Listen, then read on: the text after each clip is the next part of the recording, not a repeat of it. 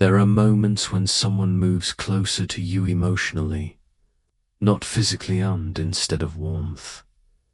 You feel pressure, your chest tightens a little, your thoughts get louder. You want to respond, to stay open, to be the kind of person who can handle intimacy, but something inside you pulls back.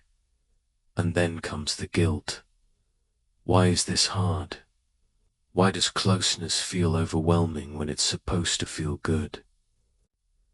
If this is you, I want you to slow down for a second. Nothing is wrong with you. You're not cold. You're not incapable of love. You're not too independent. You're likely tired. And you've probably never had enough emotional space to begin. With in fast-paced Western culture, we're taught that connection is the goal. Find your person, build community, stay available, be emotionally mature, communicate well.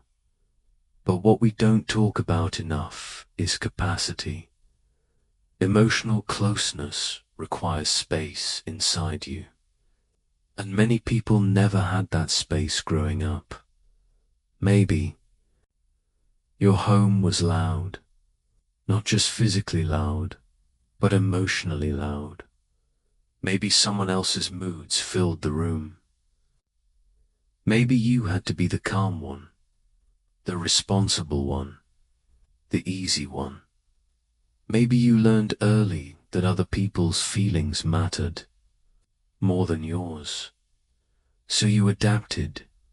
You became attuned, hyper-aware, responsible. And that adaptation worked. It made you competent, reliable, self-sufficient. But here's the part no one explains. When you grow up without emotional space, your nervous system stays on alert, around other people's needs. Closeness doesn't register as rest. It registers as responsibility, even if the person in front of you is kind. Even if they are safe, your body remembers something older. It remembers that connection meant monitoring. Connection meant adjusting. Connection meant not taking up too much room. So when someone wants to know you deeply, or be around you often, or rely on you emotionally, your system interprets it as pressure, not because you don't care, but because somewhere inside, closeness equals I have to manage this. And that is exhausting. You might notice that you feel fine alone, clear, focused, regulated. But when someone needs you, really needs you, your energy drops. You start procrastinating on replying. You delay plans. You fantasize about disappearing for a while, and then you criticize yourself for it. You tell yourself you're avoidant, emotionally unavailable, bad at relationships. But what if your distance isn't dysfunction? What if it's protection?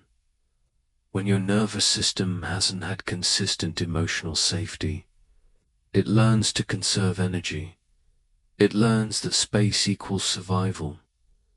So when intimacy begins to close that space, your body tries to restore it, not to sabotage. You to stabilize you. Overwhelm is not a character flaw. It's a signal.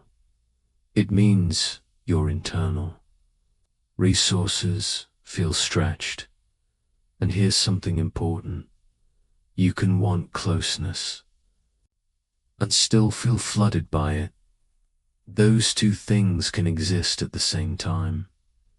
You can crave connection and feel suffocated by expectation. You can love someone and still need distance. That tension doesn't make you broken, it makes you human. In high-pressure cultures like the US and much of Europe, we are already carrying invisible weight. Career performance, financial anxiety, productivity guilt, the quiet fear of falling behind. Your nervous system is already managing deadlines, notifications, and constant comparison. Add emotional responsibility on top of that, and it can feel like too much, especially if you never learnt that your needs get to matter equally. If you never learned that closeness can be mutual instead of one-sided, you may have learned to merge instead of relate, to absorb instead of share, to anticipate instead of express. And when that's your pattern, intimacy feels like losing yourself. So of course your body resists. The relief begins when you stop making this about weakness. You don't need to shame yourself into being more open. Shame only tightens the nervous system further.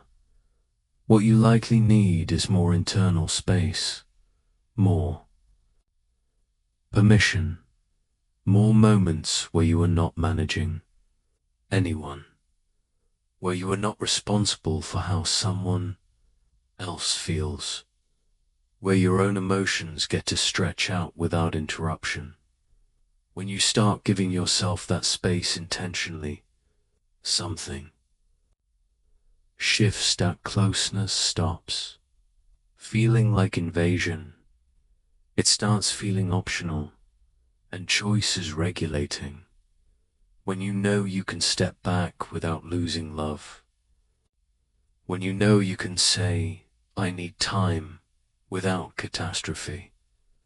Your system slowly relaxes, pressure decreases, and interestingly, when pressure drops, clarity returns. You begin to see that you don't actually want distance from everyone. You just want relationships where you can exist fully, where you don't have to shrink, where connection feels like shared presence, not emotional labor.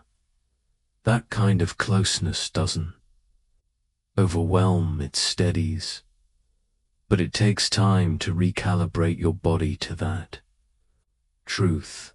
You are allowed to move slowly. You are allowed to build intimacy at your own pace. You are allowed to need solitude. Even in love, rest is not withdrawal. Space is not rejection. And protecting your energy is not selfish. It is intelligent. It is your system trying to keep you balanced. Over time, as you honor that signal instead of fighting it, trust grows. Not just trust in others, trust in yourself. You start to believe that you can enter connection without disappearing, that you can stay present without overextending, that you can love without losing space. And that belief changes everything.